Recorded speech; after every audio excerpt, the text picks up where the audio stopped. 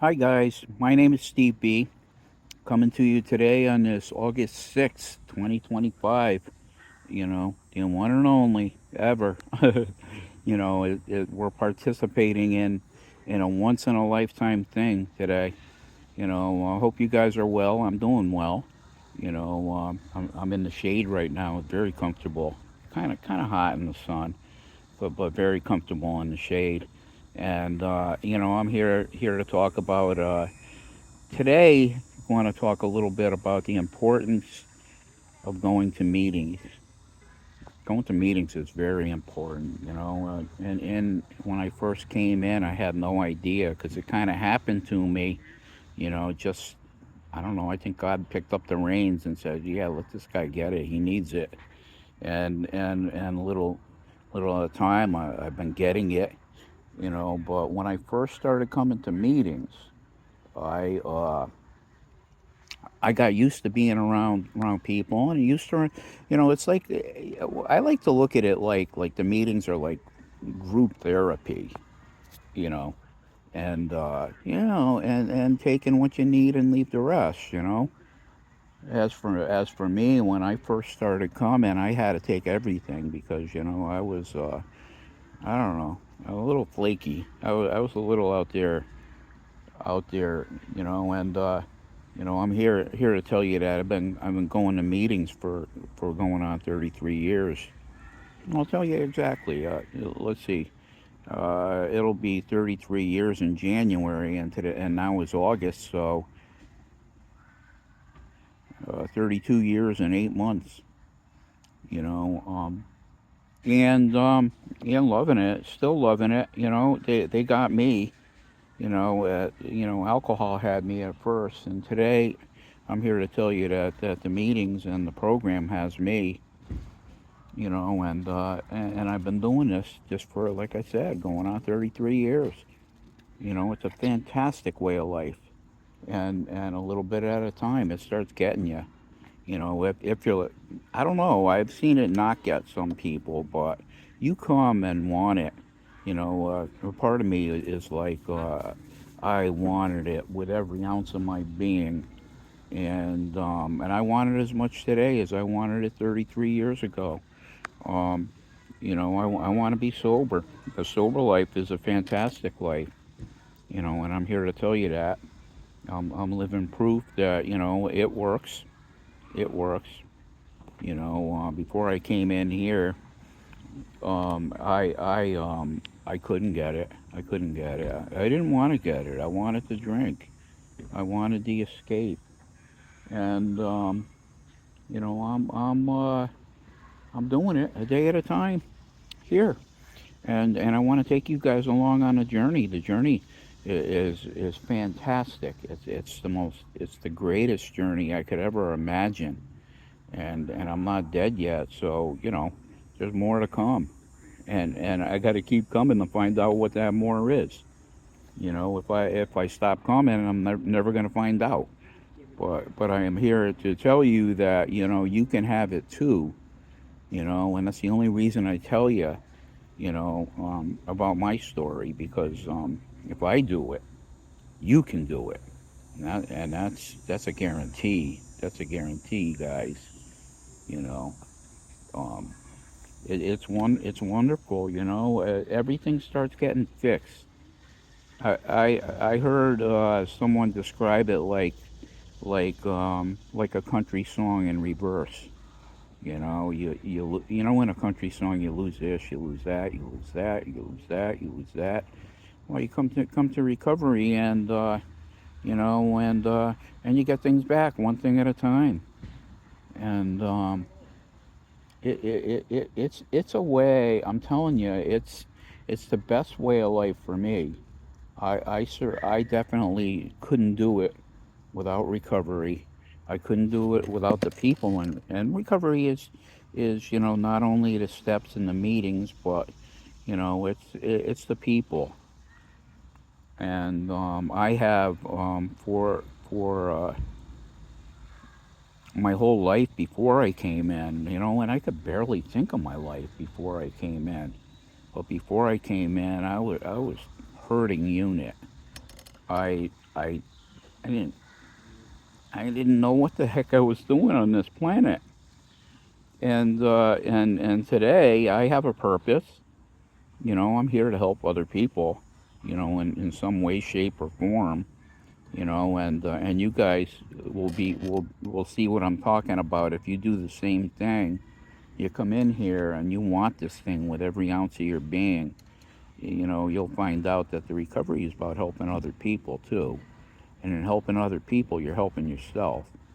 It's a paradox. There are some paradoxes in the rooms, and I'm here to tell you that it's all about helping others. It's all about service.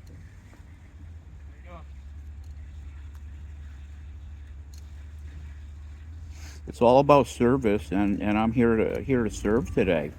I'm a servant, and I, uh, I love it. I love being a servant. Jesus was a servant. Jesus was a servant. And how could I help other people if I don't help myself first? And how could I help other people if I don't go to meetings? I'm basically, it's a specialized type of help. Um, uh, I'm helping others to recover from alcoholism. Recovery is what it's all about, and I've been recovering. When I share in a meeting, I always say this. I always say, you know, my name. I'm a recovering alcoholic, and I always say recovering because there's something about our literature. Let me tell you something. You never get cured. You can only arrest it a day at a time, one day at a time. That's it, man. But we're never cured. And our literature says, and I believe, that once an alcoholic, always an alcoholic. Over a period of time being sober, we get worse, never better. And I can honestly say that I've been getting better. As long as I work the program the way it's supposed to be worked. And working the program for me means, God's a big part of it for me. I turn it over to God early in the morning, and I ask Him for help through the day. And sure enough, He does. Helps through the day. And, and then if specific things I need help with specific things, then I ask Him for that. God, He knows. He knows, And I used to wonder, what if you pray silently in your head? And I've been doing that a lot, a lot. And God knows what you're thinking. He knows what you're thinking. And yeah, and I've been finding a lot of satisfaction praying, without even saying words, but saying them inside my head. You know, um, I heard, and I kind of believe that the devil can't read your mind. He can't read your mind, but Jesus reads your mind. He hears you. He hears you in your thoughts, and he knows what I need long before I even ask him for it. You know, but going to meetings is by far one of the greatest things you can do for yourself. I'm a loner by nature. I've always been that way since I was a young child. Always a loner. And because I was quiet, I was an introvert, and I kind of identified with people. Some people, but not many. But getting out of myself, and that's part of what going to meetings is, getting out of yourself. And I have to do that on a daily basis. I have to get out of myself. I gotta turn things over to God, and I gotta say, "Help me. I need your help." And I don't know. It's been working. It's been working. What do they say? If it isn't broken, don't fix it. And God is the ultimate fixer. He fixes things so they don't get broken. And if they do get broken, then you bring it to him and say, I need help. Can you fix it for me? And lo and behold, he does. He does. Um, God is the greatest fixer that there ever is or ever will be. And things do break. We're in a very flawed world, and I don't really care um, about can he? I know he can. Will he? Absolutely will. Absolutely will. God is the greatest fixer there will ever be. And come to him. Come to him. And you won't regret it, guys. You won't regret it. You know, God, He's here for us. He brought us here, and He does care. He cares with every ounce of His being. He cares, and I need to come to Him all the time. So, what are you guys up to today on this beautiful day? I know what you got to do today. You got to go to a meeting. You know what they say: meeting makers make it. And I'm not bragging when I say I'm a meeting maker. And I don't know where I'd be if I wasn't. But I know that meeting makers make it. And going to meetings is way up there on the importance of things to do to work your program. My God knows that. And I've heard people say, well, they come into the program and they realize that they don't need the program. What they need is the church. Yeah, church is a thing run by people. My relationship with God has nothing to do with a building or a church. I get a kick out of every time I say, I'm a spiritual person. They say, well, I go to church. Well, you don't need to go to church to have a relationship with God. I'm just telling you that. And I think the church has a lot of flaws these days.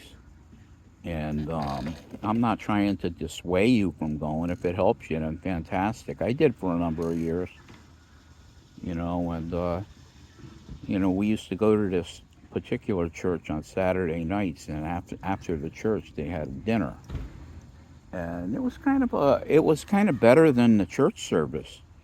Whatever the church service did, or whatever was going on in the church service, after the meeting, we went to eat, and it was all forgotten. But we mingled with the people, and we got to know a lot of people. And I got to tell you, even my daughter said to me the other day, "Can we go back to the church where we used to have the dinner at night, or not even go to the church, but go to the dinner?" And I don't know. I don't know. I don't know. It was kind of a relationship that I was in when I went to the church. It was kind of like a cheap date. You go to the church and go to the dinner, and we used to skip out early and go to the dinner. And I don't know. That was then. I don't know if it was good. If it was good and I got something out of it, fine. But I don't think Lena wants to go. It was fun and it was part of my life at that time. But now I'd rather go to a restaurant. I don't know. So guys, we're gonna have a fantastic day. We are going to stay sober and clean today, and we're gonna have a great day because it's a great day to have a great day. I have a friend in the program that says that all the time, and I kind of stole it. I like it. It's a great day to have a great day. So, guys, I'm glad I came to you. I had no idea what I was going to talk about, but meeting makers make it, and I just want to remind you guys that that's a fact. So go to meetings. Don't stop going to meetings. God bless you all. Love you all. Give me a like and subscribe and leave a comment. Love to hear from you.